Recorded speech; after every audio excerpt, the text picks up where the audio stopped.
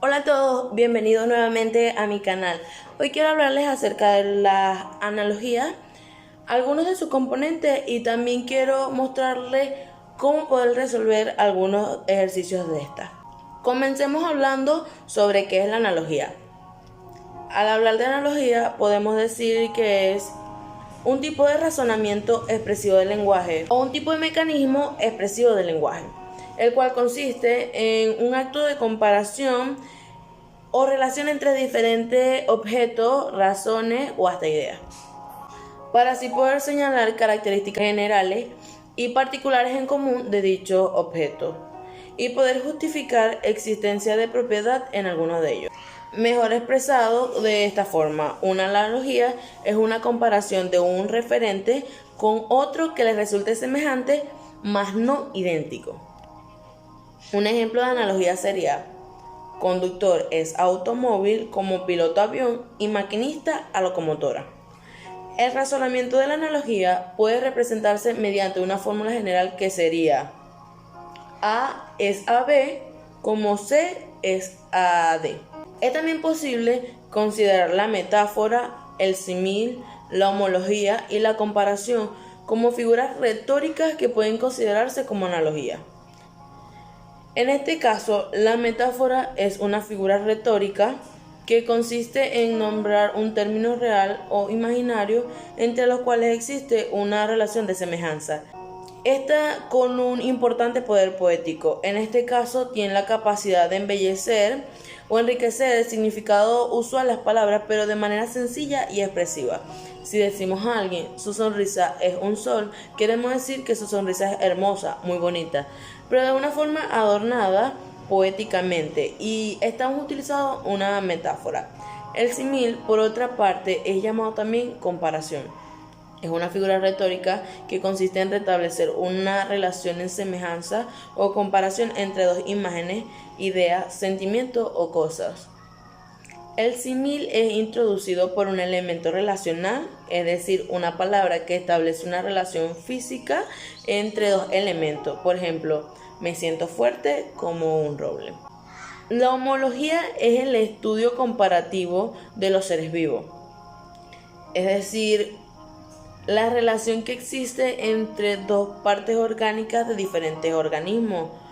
Los órganos homólogos son aquellos que tienen una estructura similar pero funcionan de manera diferente, a diferencia de los análogos, que son los órganos que cumplen funciones semejantes a pesar de tener un origen evolutivo diferente.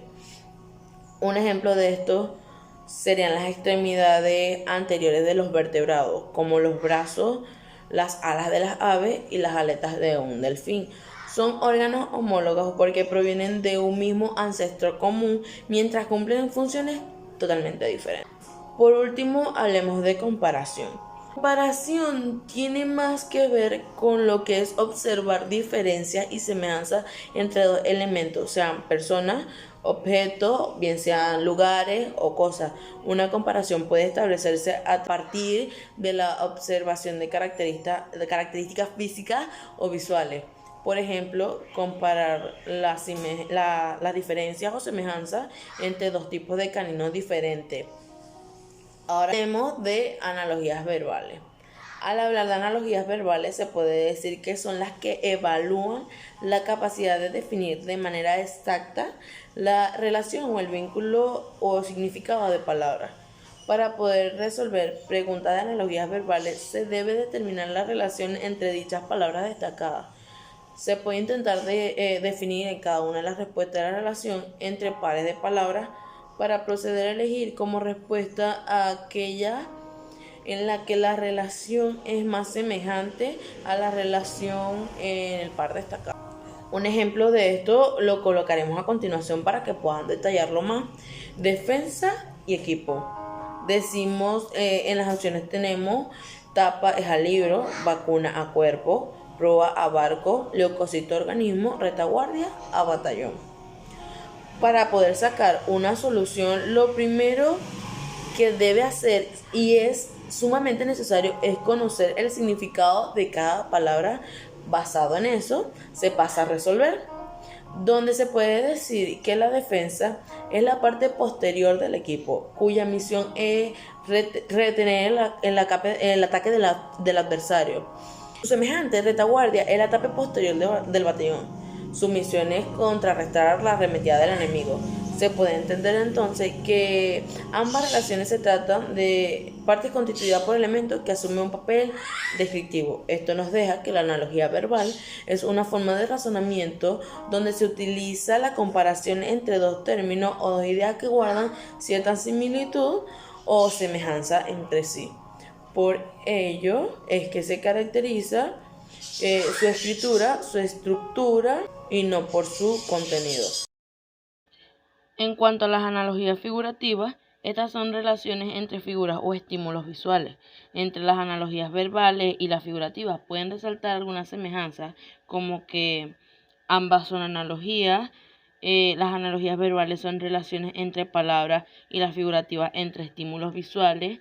Las analogías verbales tienen su origen en el significado de las palabras y las figurativas proceden de la semejanza y la diferencia entre elementos visuales.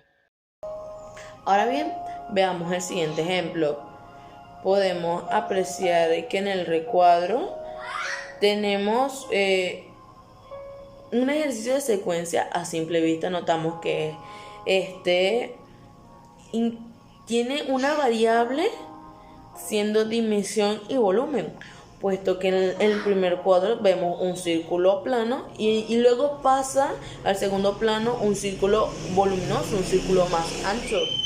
También podemos observar que hay una relación de secuencia, puesto que es plano, volumen, luego repite plano, por lo tanto, lógicamente vendría volumen. Al igual que la analogía verbal, es importante prestar suficiente atención para poder interpretar los ejercicios y detallar lo más mínimo para poder sacar nuestras conclusiones. Ahora bien, detallemos el siguiente ejercicio. Podemos apreciar un recuadro de figuras geométricas. Sigue un orden cronológico y nos mandan a indicar cuál es la respuesta correcta en la siguiente analogía.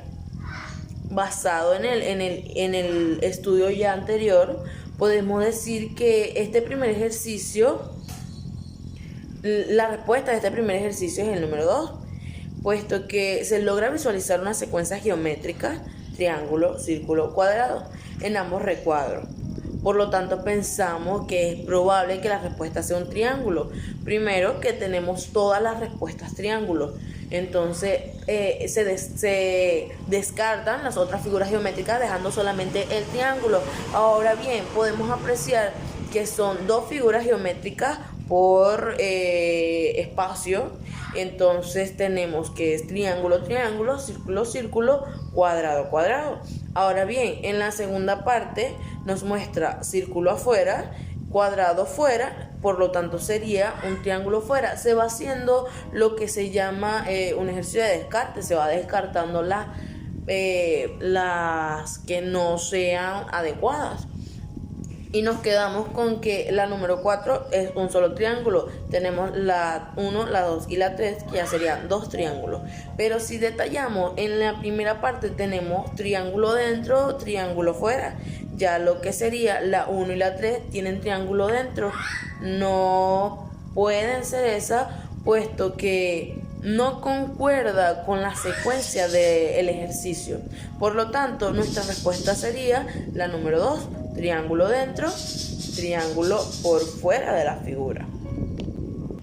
Es importante tener en cuenta el cuidado al momento de hacer esto, pues el más mínimo detalle servirá de ayuda para llevar un balance de qué es lo que realmente estamos buscando.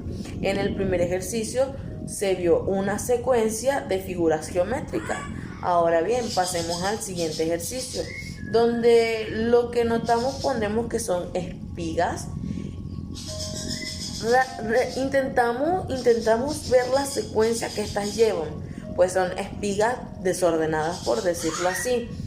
Pero en el primer recuadro podemos ver cómo ponen las espigas y esta llevan un espacio medio entre ellas, siguiendo el sentido de las agujas del reloj, puesto de que está diagonal, pasa medio, termina diagonal. Van en sentido a las agujas del reloj. Ahora bien, pasamos al siguiente recuadro donde tenemos nuestra incógnita.